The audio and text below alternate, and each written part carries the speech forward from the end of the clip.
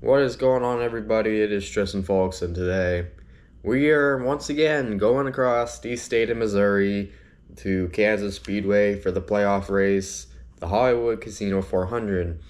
And you may be wondering why I'm going to another race, because if you remember Indianapolis, I told you that was the last road trip of the year. And then at Gateway, I told you that was my last planned race of the year. And I've lied to y'all, honestly. So I am excited that we were able to fit this one in. And I'm also not alone, so I'll get to introduce my special guest that you've already seen on the channel. So I'm very much looking forward to today. So we're going to look at what the playoff standings and all that look like going into Kansas, and then we'll do the pre-race objectives, and then next thing you know, we'll be at the track. We're kind of going to run this up like we did for the Coke Zero Sugar 400 Daytona. Going into today's race, Ryan Blaney is the only driver locked in following his win at New Hampshire, which he can be blessed about as he wrecked in practice and will be going to the rear of the field. So that's where a lot of people are saying there's a lot of controversy that he's already locked in. But anyways, the first driver that is in on points is William Byron, who is plus 47, followed by teammate Kyle Larson, plus 41 to the good. And then you have a pair of Joe Gibbs Racing teammates, Christopher Bell and Denny Hamlin, plus 29 and plus 27. Then you have Joey Logano, who's plus 24, and he's going to need that cushion today.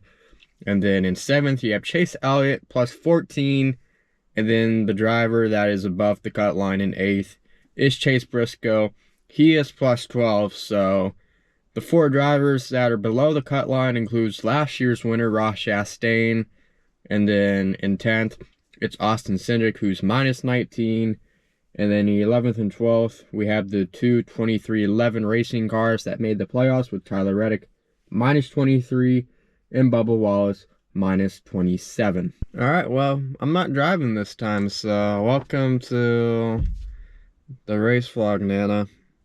You've been in a few of these vlogs, but now you get to see what it's like for a race now. So she's gonna have a fantastic time. So we're gonna talk about the objectives for today. The first one will be to do my best Clint Boyer impression when getting gas. And yes, he is from Kansas, and this one is honestly just a complete coincidence. And then the second objective is to say a prayer for Derrick Henry not to fumble the football this afternoon, passing by Arrowhead Stadium.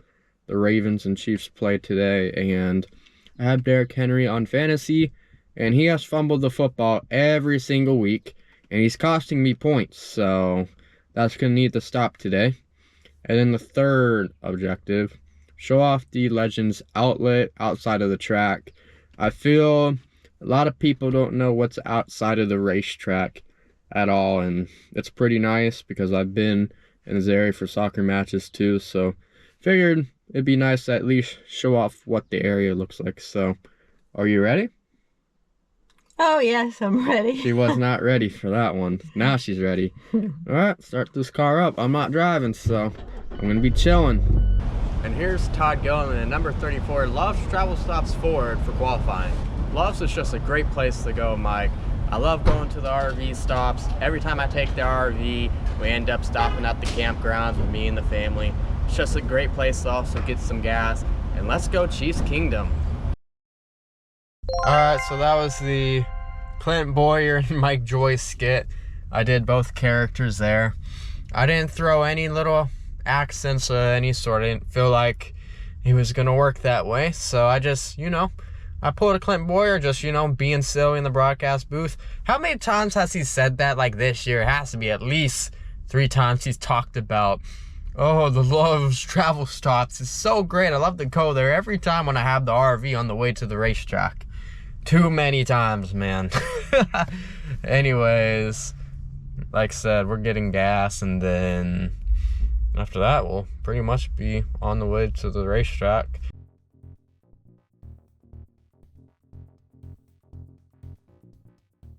Alright, that place is packed and well known as the biggest tailgating party in the NFL. But anyways, we need to pray for Derrick Henry not to fumble that football. So, dear God, please give Derrick Henry wisdom, strength, and that he's not clumsy like he's been all season. Give him the strength to hold on to that football, get touchdowns, just win it for Baltimore, because that's who I picked to win. In Jesus' name, amen. All right, we'll be crossing the state line shortly, so yay.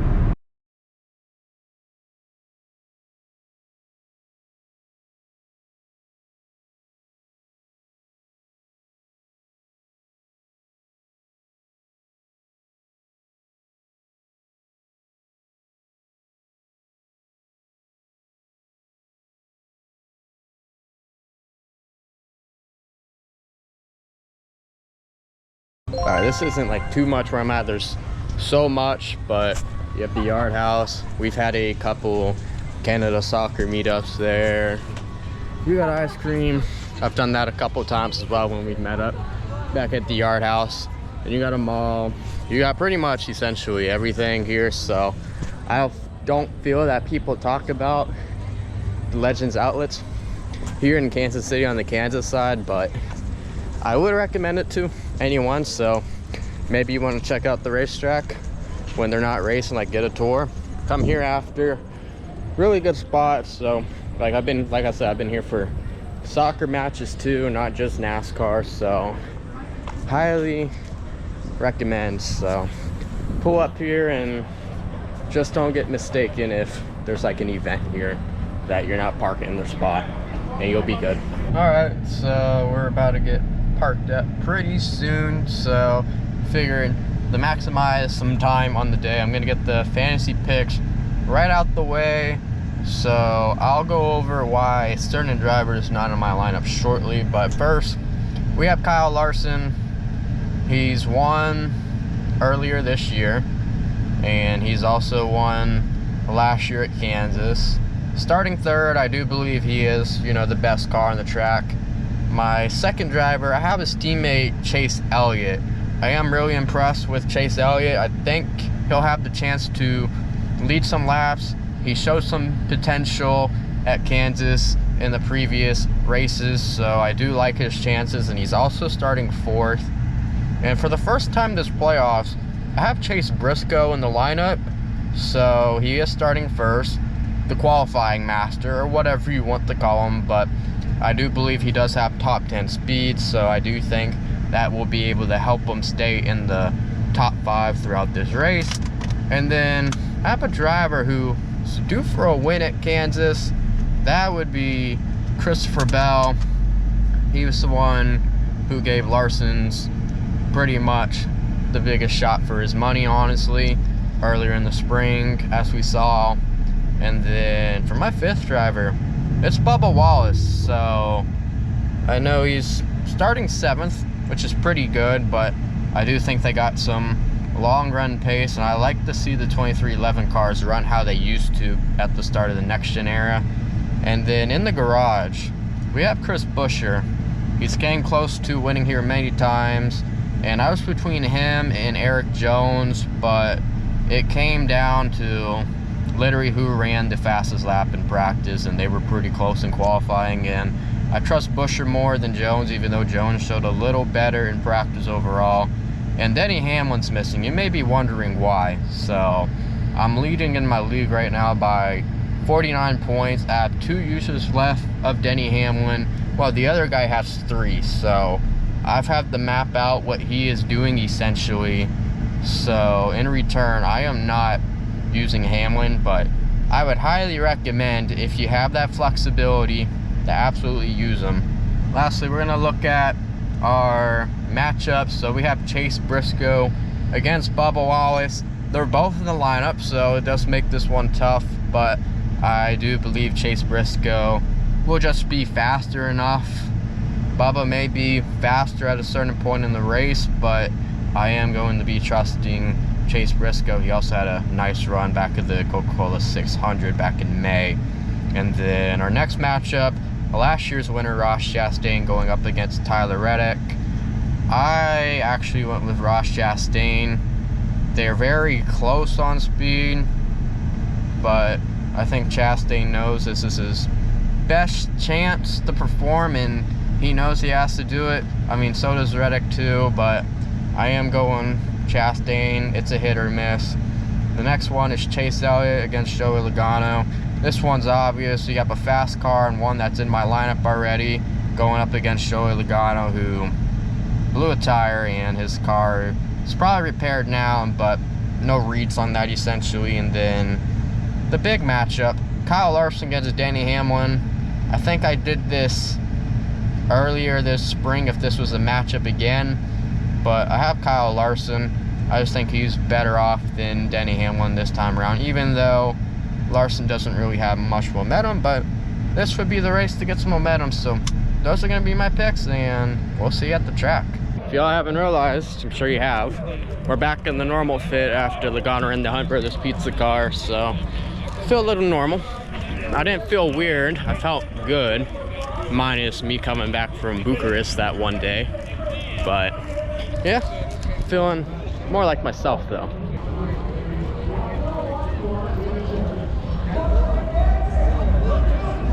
Go ahead.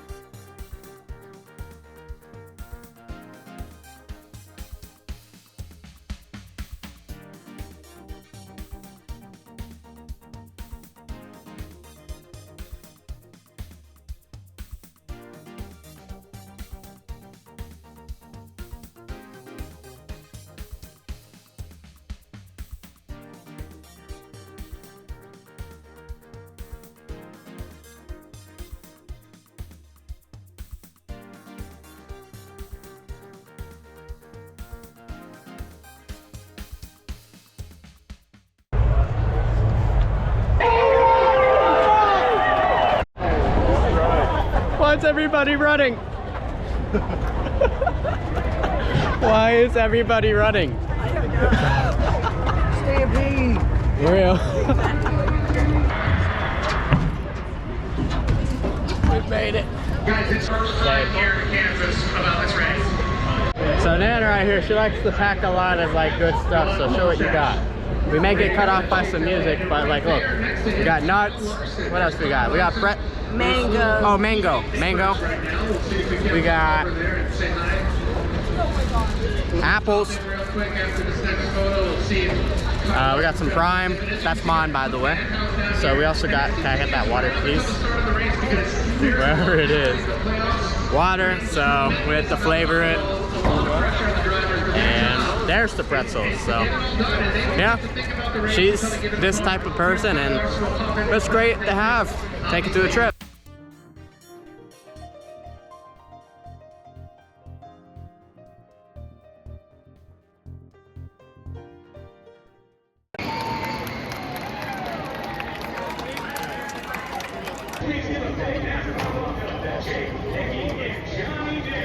Johnny Dare Morning Show. They're here to say the most famous words in motorsports. Take it away. First, I'd like to thank Kansas City and the Kansas Speedway for today. And now, on behalf of Jeff Jeffrey, this Nicky Page, myself, Johnny Dare. Drive, start your engine!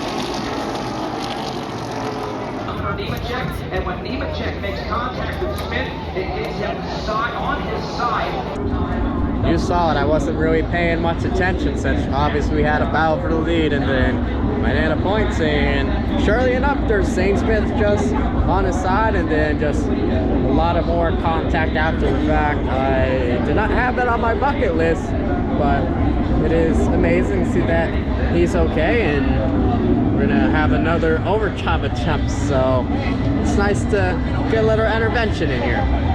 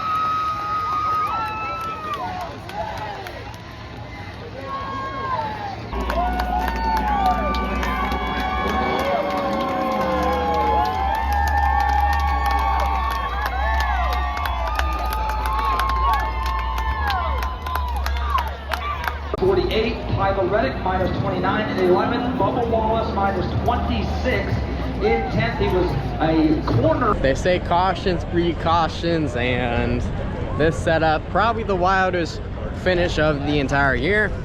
And I would say that we ended up getting a great race to end the race vlogs for the year. So it sucks we don't get to go to Talladega, but I would say that this race would definitely make up for it. So ended up seeing Chase Elliott just sneak by.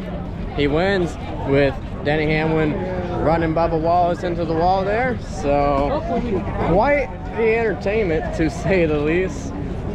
2 overtime attempts. So in the car, we'll look at what the playoffs look like, obviously, and then I'll give you my final thoughts as well as the recap, so stay tuned for that. We got to get out of Kansas City though before the sheepskins ends. After today's race at Kansas, Chase Elliott ends up locking his way in, and Ryan Blaney with his New Hampshire win is also in. So we have 2 drivers going into the round of 8 guaranteed and don't have to worry about the Charlotte Roval. And in third, the defending race winner of the Charlotte Roval is Kyle Larson, who is plus 54 to the good. And then in fourth, you have Denny Hamlin plus 48, who could not get that win today. And he has his Joe Gibbs Racing teammate Christopher Bell plus 44 to the good in fifth. And then you go to sixth, and William Byron ends up recovering from a bad day, and he's plus 40. And then in seventh, you have Chase Briscoe plus 21 to the good. He had a good day as well. And then in 8th, you have Joey Logano. He's plus 13 to the good, and those stage points he got probably helped him a lot since he got involved in the wreck and started deep in the field. And for our drivers below the cut, they are essentially the same drivers as we had going into Kansas, with Josh Chastain minus 13 below the cut, and then in 10th, Bubba Wallace could not get back to the checkered flag in first. He is minus 26, and then his teammate Tyler Reddick behind him is minus 29. And in 12th, you have Austin Cindric, who is essentially in must-win territory. He is minus 48. All right, welcome back.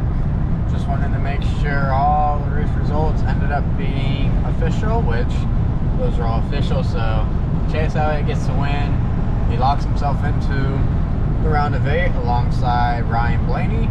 So we got 6 spots left. So I'm going to give you a little recap and then the final thoughts. So early on, pretty calm, stage 1. Saw the pit stop cycle around. Saw some fresher tires do their thing, and then down went the tire of Cody Ware. He was already on pit road a lap before then. He's pitted multiple times, and whatever it was, nothing was solved essentially. And then we ended the stage, which ultimately Denny Hamlin ends up sweeping both stages, and he dominated the race. And then later on in the back, had a little incident. I was tracking between John Hunter and Ryan Preece. Was not shocked by that one too much, and then Denny Hamlin ends up winning stage 2. Pretty calm there. And then, you know, we get into stage 3 where we see JJ Yaley. He's slow on the track, and Carson Hocevar just runs him over, nowhere really to go, and that's where we start reading cautions. So I thought that's how it was going to, you know, begin. But after that, we had 4 guys take a wave around. I told Nana there's a chance for these guys to get some positions, and next thing we know, Noah Gragson gets in the Austin Cindric, runs him into Joey Logano, and we had quite the incident. So lots of cars involved in a separate incident with Hocevar and Blaney. Not too sure what all happened there ahead of the wreck, but took out a good amount of cars. And then the following restart, so Kyle Busch at one point was in the wall. I understand he was in the incident, but then at one point afterwards he was in the turn 4 wall. So I was considering if he had the tire rub, and he was running fine.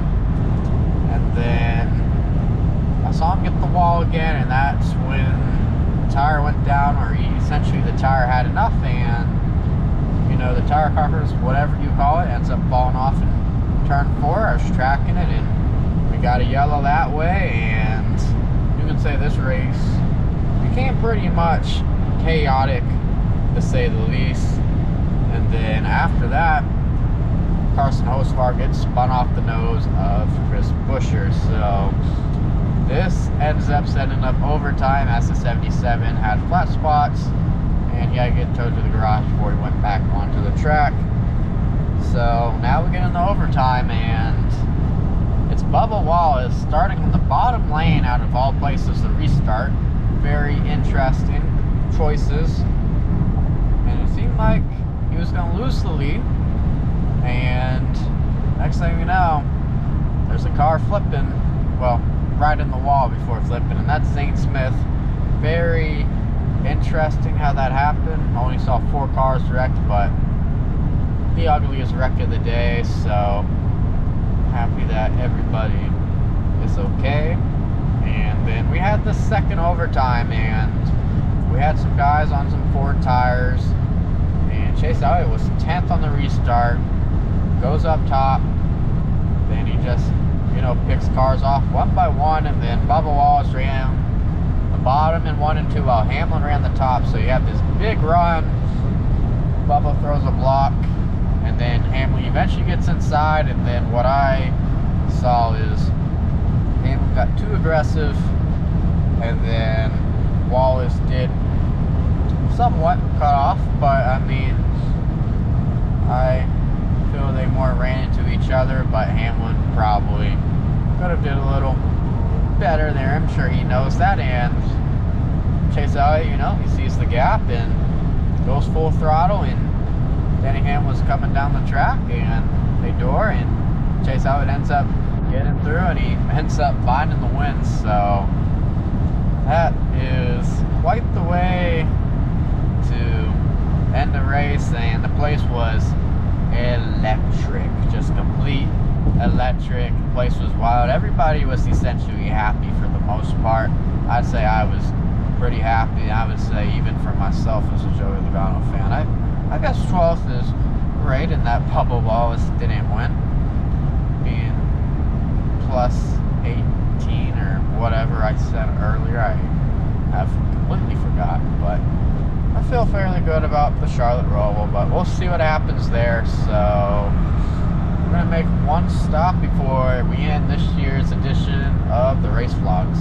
Alright, before I end this video, I just want to say thanks a lot to everybody for supporting the Race Vlogs throughout this year in 2025. It was incredible, especially how it's grown, so can't really do without y'all's support. So like I said, this is the last one of the year, so if you could hit that subscribe button, that would be highly appreciated. We're still going to have NASCAR content on the way. We'll do the round of 8 preview and round of 12 summary coming up after Charlotte, so stay tuned for that. But we have a great 2026 on the way. I've already been planning races for y'all, so extremely excited to see what we're going to get into. So I just want to say thanks for watching, thanks for the support, and we'll see you soon. Take care.